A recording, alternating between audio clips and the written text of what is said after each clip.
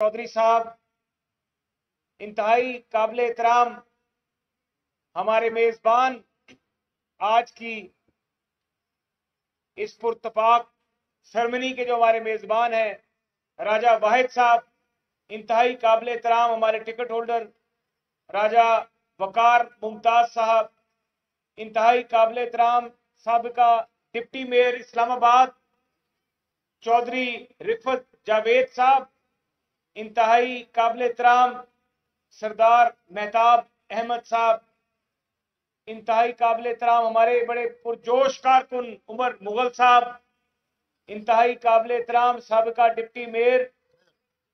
साबिका mayor Islamabad पीर आदिल गिलानी साहब, इंतहाई काबिल एहतराम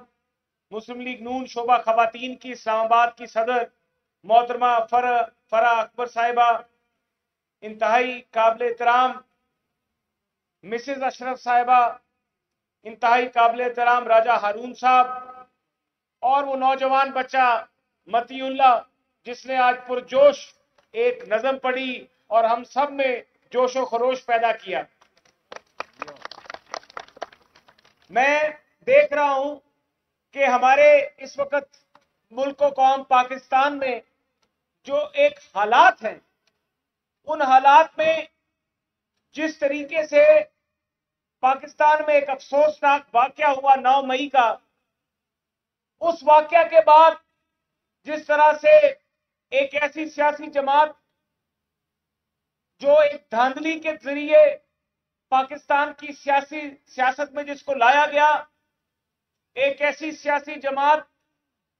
जिसको 2018 के इलेक्शन में नकल मार के पर्चा पास करवाया गया, उस सियासी जमात ने जब अपनी सियासत का आगाज किया तो इस मुल्क में जमहूरियत का नुकसान किया, और जब उस सियासी जमात का इख्तिताम 9 मई के बाद हुआ तो इस मुल्क की जमहूरियत का नुकसान किया। और आज उस नताइज में हमारे मुल्क कौम में, हमारे नौजवानों में एक ऐसी फितना पाकिस्तान की रियासत के खिलाफ, पाकिस्तान के शोहदा के खिलाफ, पाकिस्तान की क़यादत के खिलाफ, पाकिस्तान की जमहूरियत के खिलाफ एक ऐसा फितना उसको जन्म देने की कोशिश की जिससे उनका दिल था कि पाकिस्तान की बुनियाद जो है उसको चैलेंज किया जाए। लेकिन अल्लाह वाहिद की कसम, जो मुल्क जिसकी बुनियाद इस्लाम पर रखी गई, जो नजरिया पाकिस्तान मुसलमानों का ईमान पे से मुंसलिक है, पाकिस्तान जिसका मतलब ला इलाहा इल्लल्लाह मोहम्मदुर रसूलुल्लाह है, वो मुल्क, वो कौम ऐसे फितने से कभी भी मायूसी का शिकार नहीं होगी। चाहे हमें इस बात का अज़म है, यकीन है कि जब हमने इस फितने को नलकारा, हमारी जमात ने हमारे खिलाफ साजिशें हुई,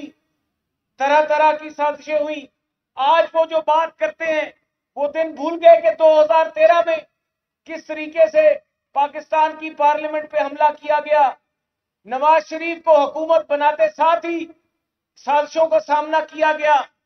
और उस वक्त जब चाइना का सदर पाकिस्तान में $60 बिलियन की सरमायाकारी करने के लिए आ रहे थे, तो उसी वक्त डी चौक में वही साजिशी अनासर पाकिस्तान के मुफाद के खिलाफ धरना देने की ललकारें जो थे वो बुलंद कर रहे थे। पाकिस्तान की रियासत पे हमला किया गया, पाकिस्तान की सालमियत पे हमला किया गया, पाकिस्तान के 22 करोड़ अवाम के जो नुमाइंदे हैं पार्लियामान, उस जगह पर हमला किया गया। अगर उस दिन ही, उस वक्त ही इनके खिलाफ ये मुकदमात बनाए जाते और इनको कानून तोड़ने की सजाएं दी जाती, तो आज ना पाकिस्तान इस वक्त इस माशी बुरहान का शिकार होता और ना ही 9 मई का वाकया होता। तो मैं इन्हीं अल्फाज पे जो ये बात हो रही है कि जिस साजिश का सामना हुआ, जिस तरीके से सब कुछ किया गया, उसके बावजूद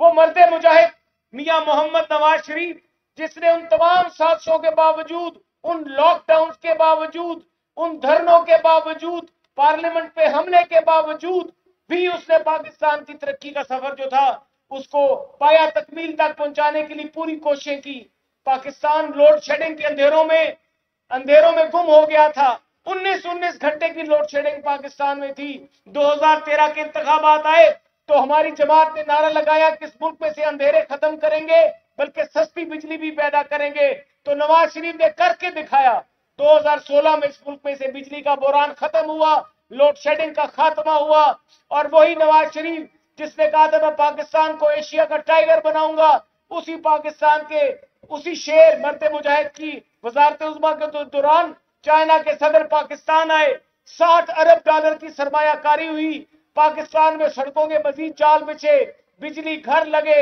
سرمایہ کاری ہوئی, لوگوں کو روزگار ملا, لوگوں کو اچھا باعزت طریقے سے روزگار ملا, نوجوانوں کو نوکریاں ملی. اور جو کہتا تھا 1 کروڑ نوکریاں دوں گا اور 50 لاکھ گھر بناؤں گا, اس کا تو اپنا گھر بھی ساکن نثار نہ ہوتا تو جائز نہ ہوتا. تو یہ شخص